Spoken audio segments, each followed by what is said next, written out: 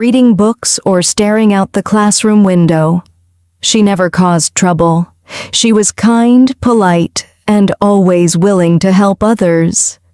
Yet there was a sadness in her eyes that made people wonder what had happened to her. The teachers often talked about her. "She's such a good student," one teacher would say. "I just wish she looked happier," another would reply. Even the other children noticed. Some tried to make her laugh by telling jokes. Others invited her to play games after school.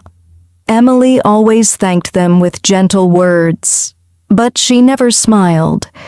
As the years passed, people stopped trying. They accepted that Emily was simply different.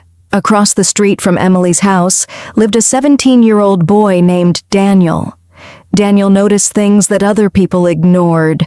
He noticed how Emily always fed the hungry birds every morning before school. He noticed how she secretly left food for an old homeless man near the bus station. He noticed that every Friday she visited the local nursing home with fresh flowers, even though no one had ever asked her to. She was always helping others. Yet she never seemed happy herself. One afternoon, Daniel finally gathered the courage to speak to her. "You know," he said as they walked home from school, "I've never seen you smile." Emily stopped walking. For a moment, she looked as though she might simply walk away. Instead, she quietly answered, "I forgot how." Daniel laughed softly, thinking she was joking, but Emily didn't laugh. She simply continued walking. Those 3 words stayed in Daniel's mind for days. I forgot how. How could someone forget how to smile? A week later, fate gave Daniel another chance. Heavy rain began just as school ended. Daniel waited under the school entrance, hoping the rain would stop. Across the courtyard, he saw Emily standing alone without an umbrella. Without thinking, he walked over. "You can share mine," he said.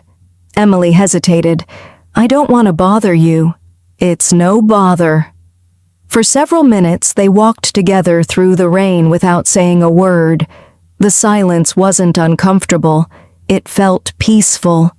Finally, Daniel asked quietly, "Can I ask you something?" Emily nodded. "Were you always like this?" She looked down at the wet sidewalk. "No." There was a long pause. "When I was little, my mother used to tell me that I smiled all the time."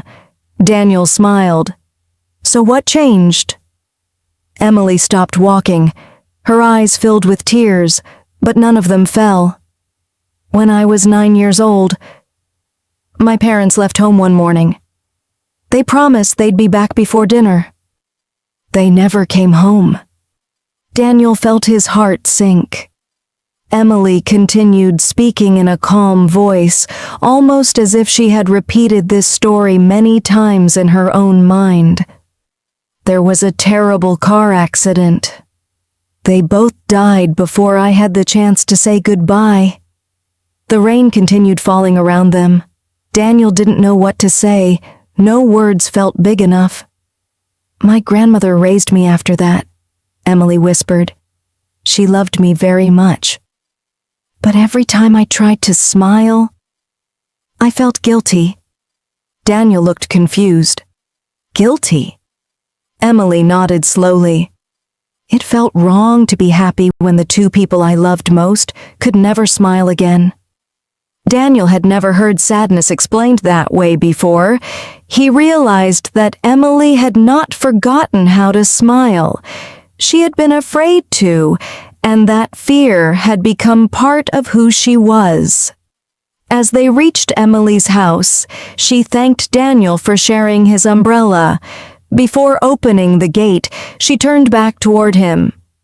"Thank you for listening." Then she disappeared inside. That night, Daniel couldn't stop thinking about her words. He looked through old family photographs, pictures of birthdays, family vacations, simple dinners together. For the first time in his life, he understood how precious ordinary moments really were. The next morning, Daniel made a decision. If Emily had forgotten how to smile, he would spend every day reminding her that life still had reasons to smile, even if it took months, even if it took years. He had no idea